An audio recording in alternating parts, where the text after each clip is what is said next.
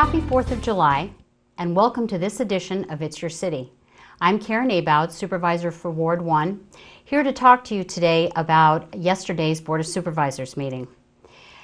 The day was interesting and entailed quite a variety of topics. It started with bears and ended with medical marijuana. We'll start with bears. July was declared Bear Logic Month, and Carl Lackey from the National Department of Wildlife spoke to everyone about not leaving their garbage and food readily available for bears, and also that if you encounter a bear in your neighborhood to react as though you are larger than life so that you prevent an encounter with a bear or a mountain lion or a bobcat.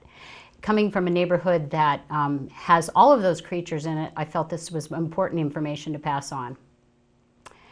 On the community development business license side, we have a new business opening up in Carson City.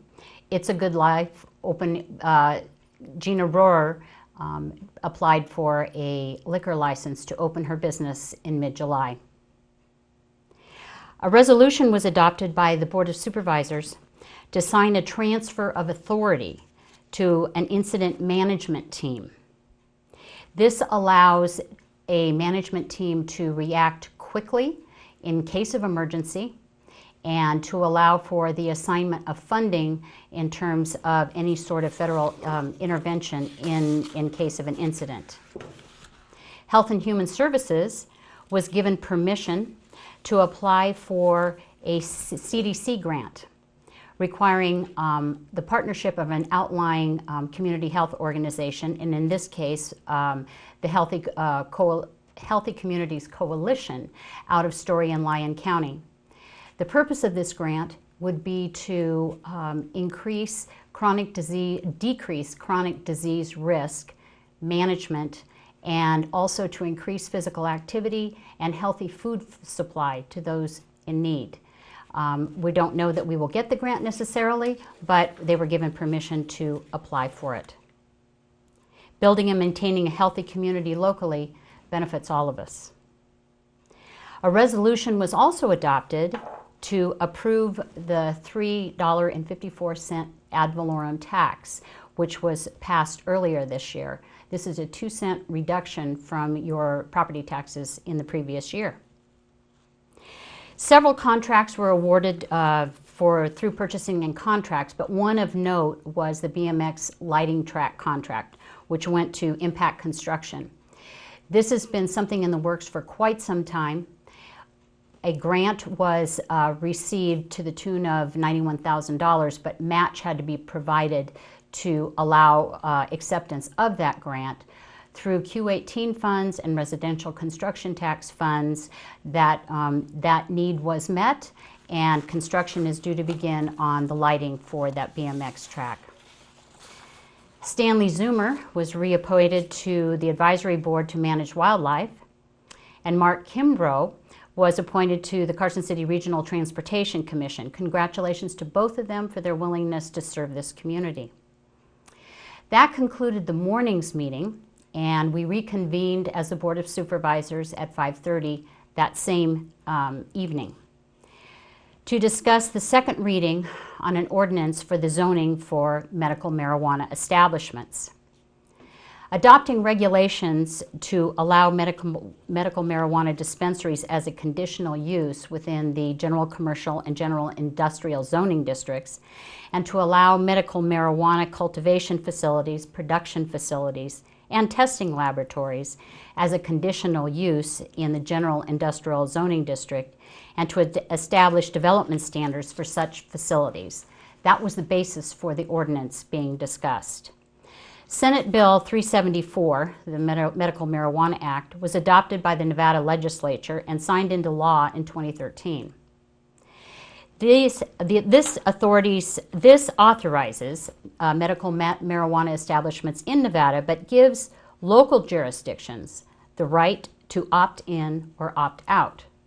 Should we choose to opt in, to regulate the location of the medical marijuana establishments is one of the things that has to be regulated through zoning and business license requirements. The ordinance would allow medical marijuana establishments with approval of a special use permit in certain zoning, subject to other requirements of the special use permit and limitations described in that ordinance.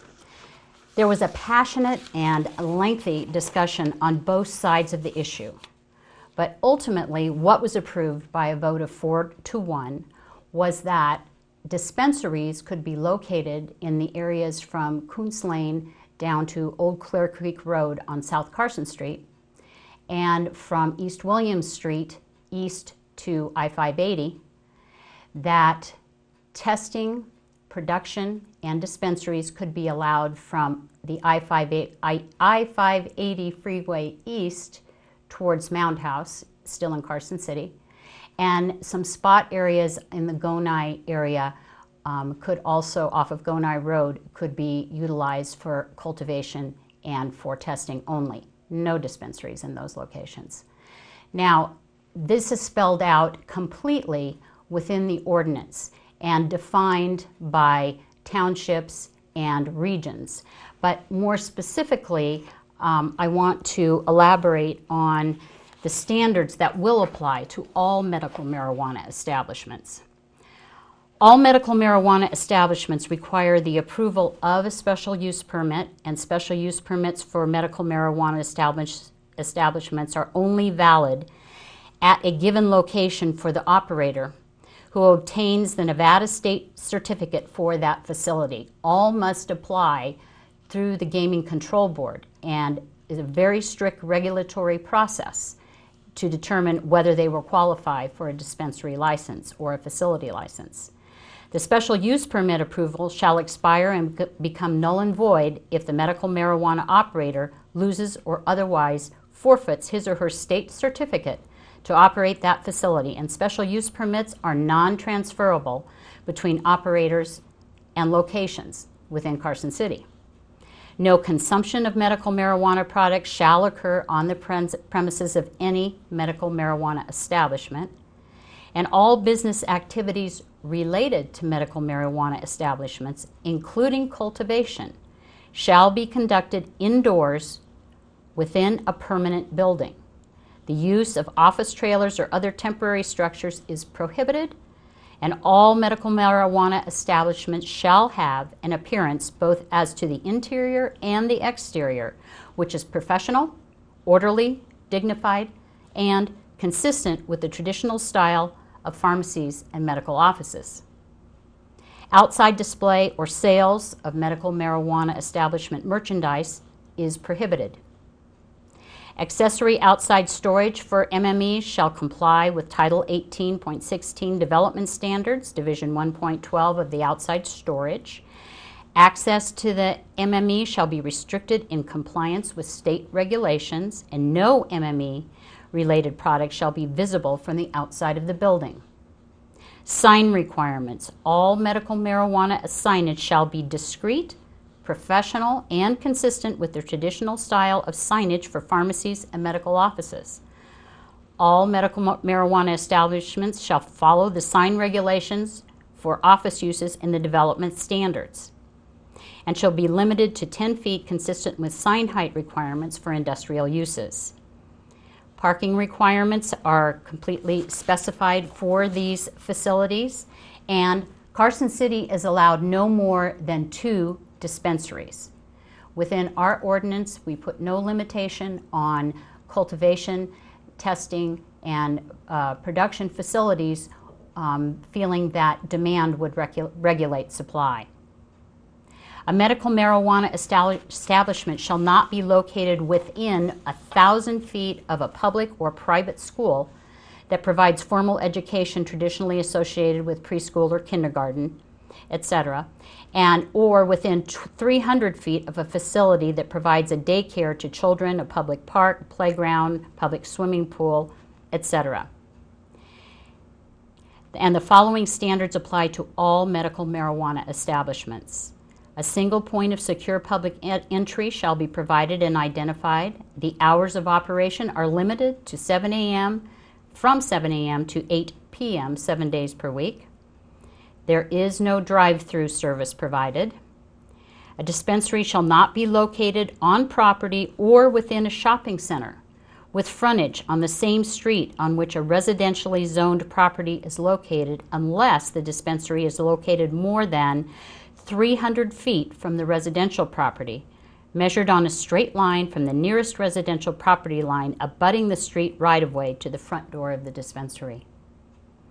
Special use permit review standards.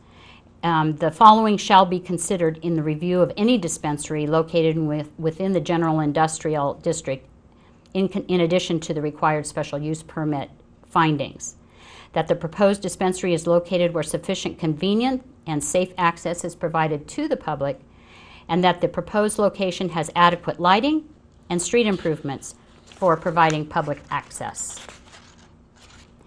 That outlines specifically some of the restrictions that are put on these facilities. The next step is that applicants have to submit their locations and their complete application to the state by August 5th, and these applications will be vetted by the Gaming Control Board. Again, I emphasize only 2 dispensaries are allowed in Carson City per state regulation, and state health will be the oversight for all of these facilities. The next step for Carson City, we have to look at our special use permit regulations, fine-tune those, and also look at our business license fees on those MMEs based on any perceived social cost, as in law enforcement and other such issues. So we want to make sure that our fees meet the need. I find it interesting that on this 4th of July, those who are in need of medical marijuana to treat their ailments now have the same, or will soon have the same freedom to obtain their prescribed medication per prescription at the dispensaries as others do receiving their prescriptions through pharmacies. So Carson City has turned a new chapter with regard to accessibility for those in need of medical marijuana. Thank you for watching this edition of It's Your City.